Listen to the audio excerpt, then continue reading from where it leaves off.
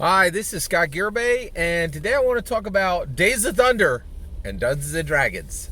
All right, so I just finished Days of Thunder, and man, it was amazing. It is an incredible film starring Tom Hanks and Robert Duvall, and it is about NASCAR driving. And I think there is a lot to learn about Dungeons and Dragons in Days of Thunder, and we're going to walk through it together. So let me share it with you. All right, so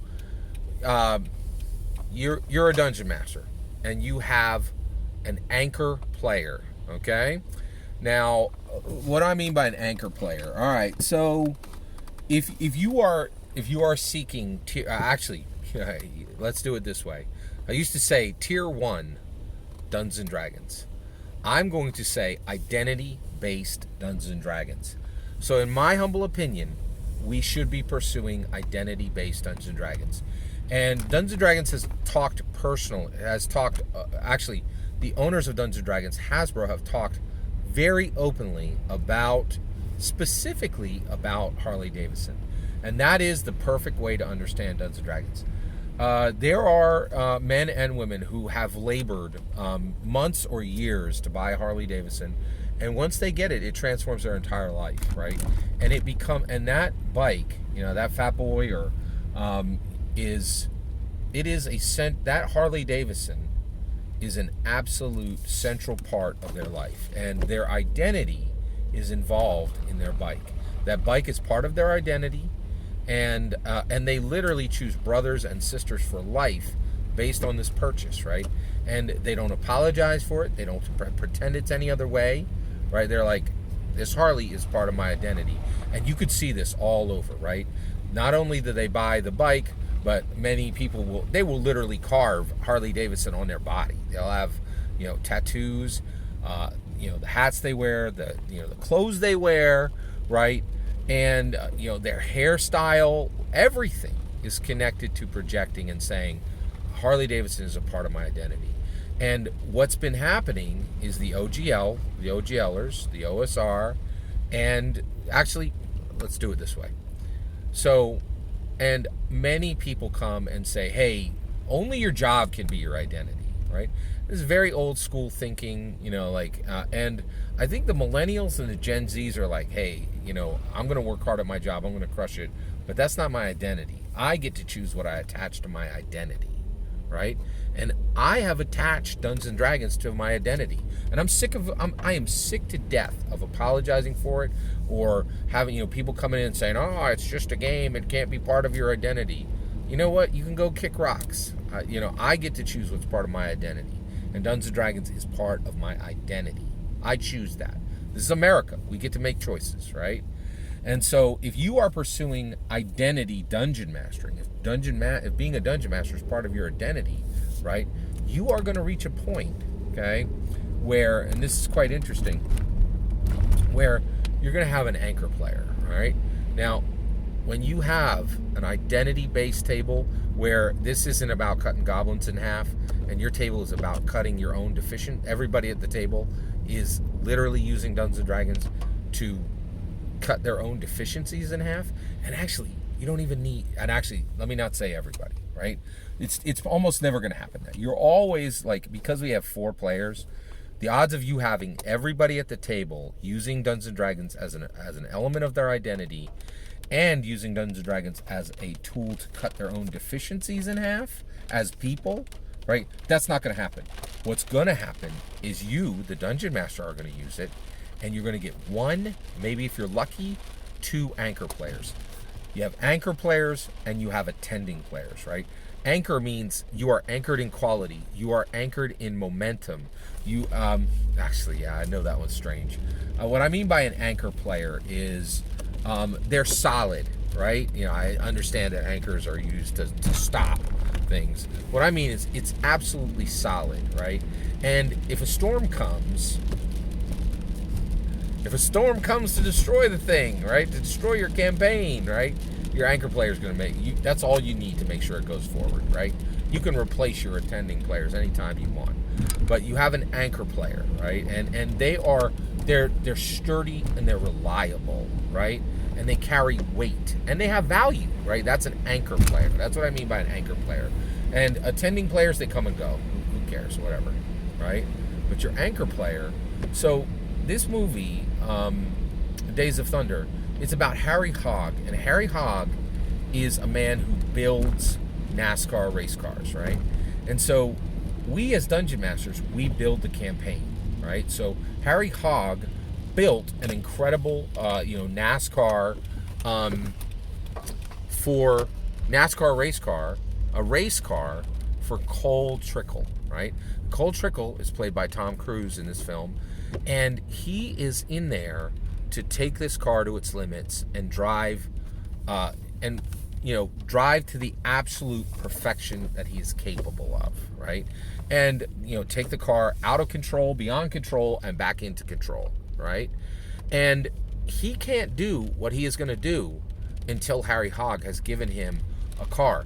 And guess what? Harry Hogg had 2 people who he built cars for who had already died, right? And the reason why was when he built that car, he built risk into it, right? So we as Dungeon Masters, we build risk into our campaigns, right? And we manage this risk the best we can. But the reason why we build these powerful campaigns is we're going to run into an anchor player. If you are playing identity-based Dungeons & Dragons that is literally from the ground up set specifically, right, to achieve what Dungeons & Dragons can fully achieve, in my humble opinion, which is cutting your own deficiencies in half. And it's not just my opinion anymore. At the end of 2022, Ben from Questing Beast, one of the greatest OSR champions out there, brilliant guy. Ben from Questing Beast, he is a brilliant dude. No 2 ways around that. He said, if you're a Dungeons & Dragons 5th edition Dungeon Master, you are expected to be an epic storyteller, to know the rules front and back, right? And you're expected to be a life coach, right? Ben from Questing Beast, from the OSR, is looking in and saying, yes, if you're a Dungeons & Dragons 5th edition Dungeon Master, you are expected to improve the people at your table, right? He's recognizing that, just saying it flat out, right? He's not saying that's the way it should be. He's saying that's the full-on expectation, right? And it is, right? That's just it. With Dungeons & Dragons 5th edition, which is the version that carries Gary Gygax's purest legacy, right? Where every word Gary is speaking from the grave shows up there, right? Why do you think the characters from the Saturday morning cartoon are all over Dragons of Stormwreck Isle? It's because everybody at Hasbro never forgets the name of Gary Gygax, right? He's all over. His fingerprints are all over 5e, right? Because it's his. It's his greatest legacy, right? So we build like this race car, right? And we wait for that. So we are the Harry Hogg. We build the race car, and we wait for an anchor player, someone who was born to play a specific role, right? To bring alive a new identity that will show in Dungeons & Dragons, right? And will show up and will transform the life of you as a Dungeon Master as you see the incredible feats that are achieved at the table, right, with the campaign you wrote, right? And in the movie, right, Harry Hogg, like, Cole Trickle wins Daytona, and Harry is literally, there's tears coming down his face, and he's like, I built that race car, and I had an idea of what it could do, but I couldn't see everything that was going to happen until you were in it and transformed, that vehicle into a tool to achieve something that even I couldn't imagine, right? And that's the point. You're gonna craft your campaign, and you're gonna put it over to your Cole Trickle, right? And something quite literally magical. Professor Dungeon Master said spiritual. He said, Professor Dungeon Master, before he had abandoned Dungeons & Dragons, literally said that Dungeons & Dragons can be rapturous, that it is communion, and that there is a spiritual aspect to Dungeons & Dragons, right? And I completely agree with him. I think, I agreed with him then, right? he's leaving the church. Like he's leaving, like I guess his spirituality ended, right? And he is relapsing now, right? Like, because I'll tell you right now, you ain't gonna find. Nope. Let's keep it focused. All right. Okay. So basically, Days of Thunder is an incredible film, and I think it really has a lesson for every dungeon master, and it's saying, hey, you build the race car, and then you get your anchor player in it, and they're going to show you what it can do, right? And there is this communion, right? There's this rapturous communication that can happen in Dungeons and Dragons that is not available anywhere else, right? Nowhere else. It doesn't happen anywhere, and that's why Dungeons and Dragons and nothing else in the world is name checked on Southside and Big Bang Theory and Stranger Things and 100, like, not a joke, literally 100 other shows, right? And because anybody who understands narrative that understands that this relationship, right, between us setting up the race car, right, the campaign, and our anchor player driving that thing beyond, out of control, beyond control, and back into control, there's nothing like it. And this is a absolutely transformative, powerful narrative. It's a narrative feat that Gary Gygax introduced in 1974, and now after 5 decades, we have a little bit of time to use it. And while we have it, we should use it, right? It shouldn't be abandoned. It shouldn't be walked away from. It should be appreciated, and we should use it while we have it. If you're a dungeon master, get yourself over to watch Days of Thunder. It's an incredible film. The relationship between Harry Hogg and Cole Trickle perfectly emulates the relationship that exists between an identity-based dungeon master and an identity-based D&D player, right? And I'm going to say it right now. I'm 100% done apologizing, hiding, making excuses for making Dungeons & Dragons a part of my identity. Dungeons & Dragons is part of my identity because I understand, in my humble opinion, what it is.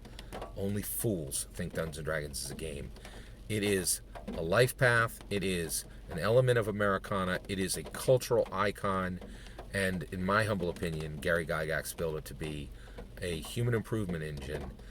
It was never intended for anybody to cut a goblin in half. It was always intended for us to cut every deficiency within us in half. That's what it is. It's a tool, not a game. All that, every word of it, is my humble opinion. I'm ready to hear your humble opinion when you get in the comments and send your traffic. Please consider liking and subscribing, and have a wonderful millennium.